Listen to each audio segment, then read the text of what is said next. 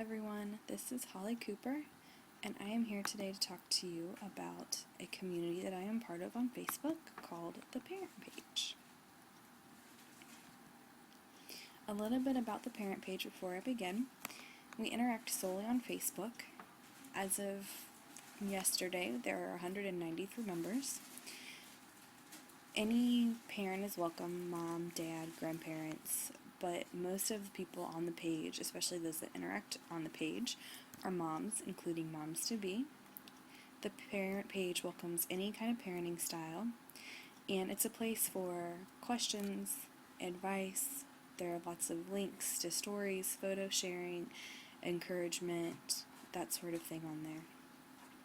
There are 48 documents that have been pre-typed out on different topics like breastfeeding, creating your own baby food, colic, doctor's appointments, that sort of thing. But like I said, it's also a place for parents to ask questions about products or personal experience and try to get some insight from other parents on how they did things.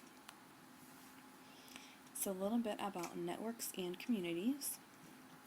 Now, we learned about networks in our lecture that they are one-to-one relationships.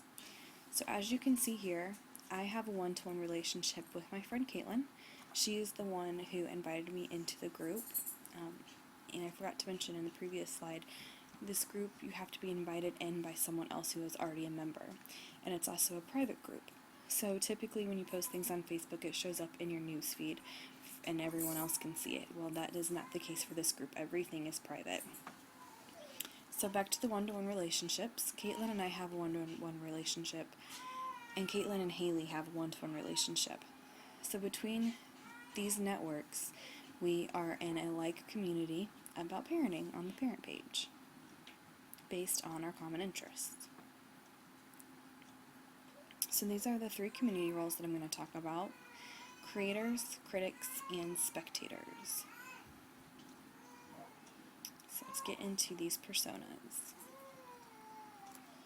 The first one I'm going to talk about is the creator, and Allison is someone I would consider a creator. She is a mom from Ohio, married with 3 children. She has a bachelor's degree in accounting and has worked as an auditor in the past, but is currently a stay-at-home mom. She is a female in the 25 to 35 age demographic and lives in a suburban area. Some identifiers that make Allison a creator would be encourages discussion. She's personal friends on Facebook with many people in the group, and she posts a lot of content, including administrative responsibilities. As you can see over here on the right, I have a screenshot of Allison posting a comment about asking people to take a moment to read the updated welcome document. This welcome document has the guidelines to posting, and she asks that users like the post to show that they read it and agreed to follow the rules to the best they can. Allison is active in Facebook, Twitter, and Instagram, and 2 of her quotes include, "I love hearing from other moms about why they've chosen certain practices, and I love sharing my story when it can encourage another mom. I think the key is to do what works best for your family and be confident in your decisions." Now, user story for Allison. As a creator in the Parent Page community, I need to be able to provide content that applies to different family styles and help guide parents in order to achieve personal satisfaction and confidence in their choices as a parent. So the next role is a critic. Emily is someone I would consider a critic in the Parent Page. She is a mom from Ohio, married with 1 child. She is currently a stay-at-home mom but has experience in social work. She's a female in the 25 to 35 age demographic and lives in a suburban area. Identifiers that make Emily a critic include she contributes to documents. She doesn't create them from scratch. She doesn't make her own content. She edits and adds to other people's documents. She provides product reviews, and she comments with personal experience on almost every post. Anytime anyone posts anything, Emily is one of the first ones to respond, whether it's about a personal experience, a product she has used, anything. She's an open book, which I think is great. You can see over here on the side, I had posted in a previous post that I was looking for some more information on making your own baby food for when it's time for my son to start eating that kind of stuff. So Emily tagged me in a post that, as you can see, Emily edited. She didn't create it, she edited, about her favorite website for making baby food. And when you click on the Making Your Own Baby Food, there are tips from her and other contributors about their tips on making baby food.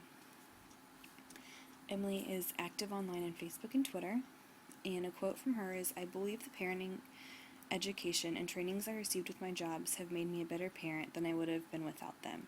I love to share the knowledge I have learned to help other parents feel more confident in their parenting choices." So, like Emily said, I think she uses her background to contribute to other postings, and, like I said, voice her opinion and give her input and express her personal experiences, good or bad, to let other people know and help them make their decisions on things. A user story for Emily. As a critic in the parent page community, I need to be able to provide honest feedback, good and bad, in order to help other parents make decisions based on all the information I can possibly provide them with. Now, the final role I'm going to talk about is spectator, and Jill is an example of a spectator. She's a mom from Ohio, married with 4 children. She has a degree in teaching and works in the reference department at her local library. She's a female in the age 30 to 40 demographic and lives in a suburban area. Now, Jill is very private online. She doesn't participate in conversation. She stays very private about her personal information. When you go to her personal Facebook page, everything is private.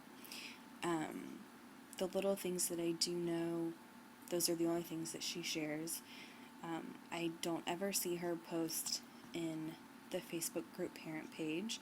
I don't ever see her liking anything.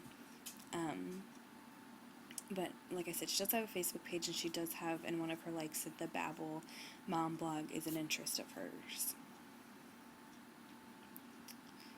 A user story for Jill. As a spectator in the parent page community, I need to be able to view content from others in order to learn about different parenting techniques, products, etc., in order to improve my parenting skills. So I think Jill is a perfect example of somebody who just visits a site to get more information and get more tips. She doesn't necessarily want to contribute or have anything that she feels she needs to add, but she has these accounts in order to be what other people are doing. So that is all that I have for this presentation, and I will talk to you guys next time. Thanks a lot.